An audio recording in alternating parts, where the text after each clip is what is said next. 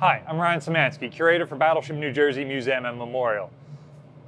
One of the questions that we've often been asked that I've never really been able to answer has to do with the number of small arms that would have been carried by the battleship.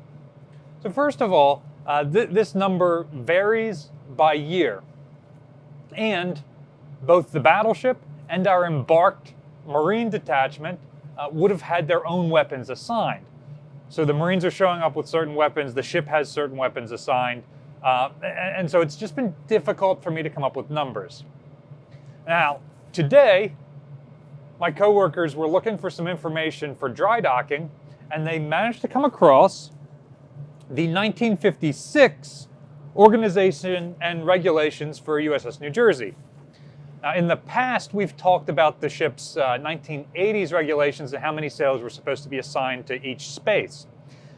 This book seems to be the 1950s equivalent of that, but it's a little bit different. And rather than just listing out who's in which room during general quarters, this is a lot more text-based, but it specifically lists which members of the crew are supposed to form the landing force.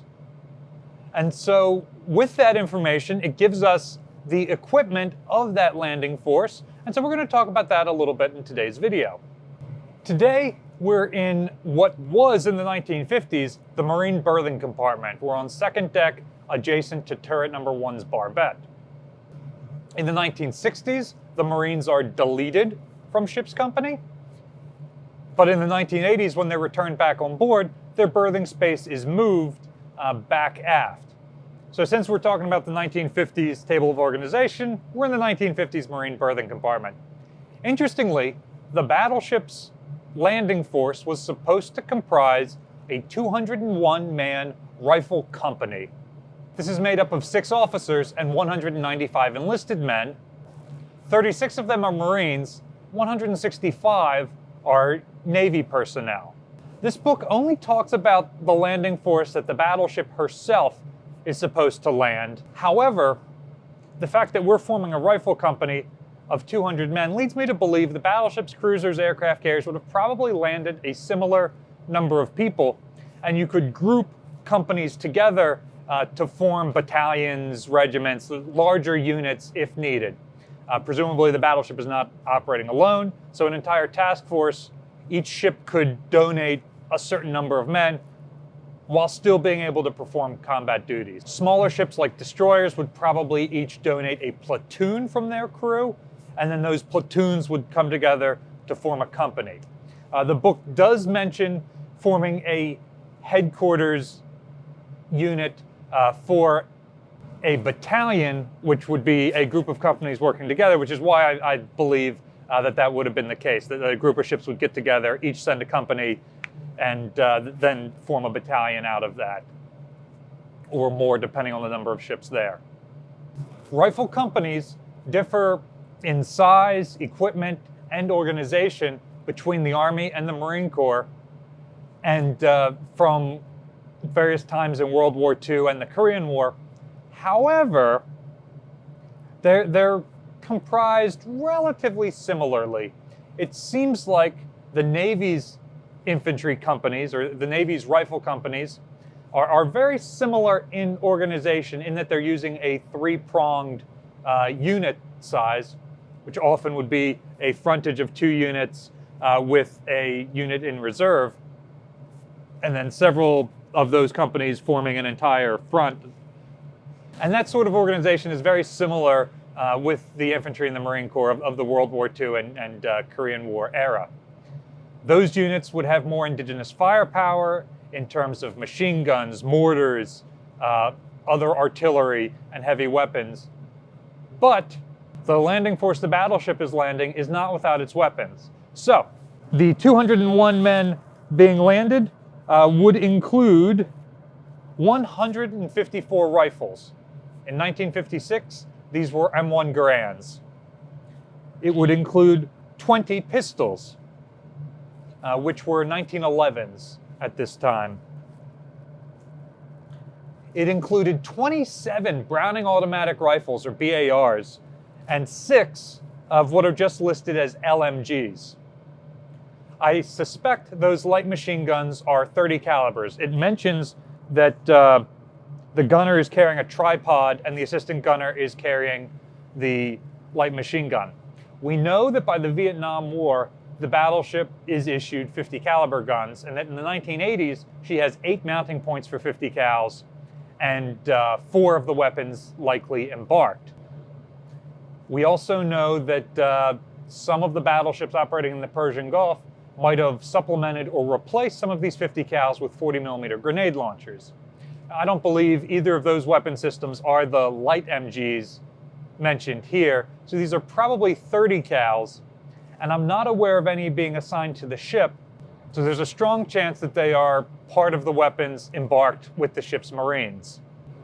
While some of these roughly 200 weapons are almost certainly belonging to the Marines, remember that only 36 Marines are being deployed here, so most of these weapons, M1 carbines, 1911s, BARs, are part of the ship's own complement that would have been on board.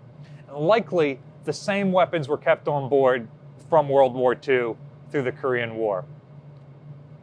When she was mothballed in 1948, they tended to leave a lot of the non-perishable equipment on board so that she could be reactivated in a relatively short period of time, and that's exactly what they did at that time. Later mothballings would have removed stuff like this. However, there's a strong chance that they were the exact same weapons, exact same serial numbers. So what does a U.S. Navy rifle company formed out of a battleship's crew look like? It is comprised of 4 platoons and a headquarters section. So there's a company headquarters, there is a machine gun platoon, and then there are 3 rifle platoons. Each fire team comprised of a fire team leader armed with an M1 Garand, a rifleman armed with an M1 Garand, an assistant automatic rifleman armed with an M1 Garand, and an automatic rifleman with a BAR. So each squad would have been 3 times that, plus a squad leader who was an NCO.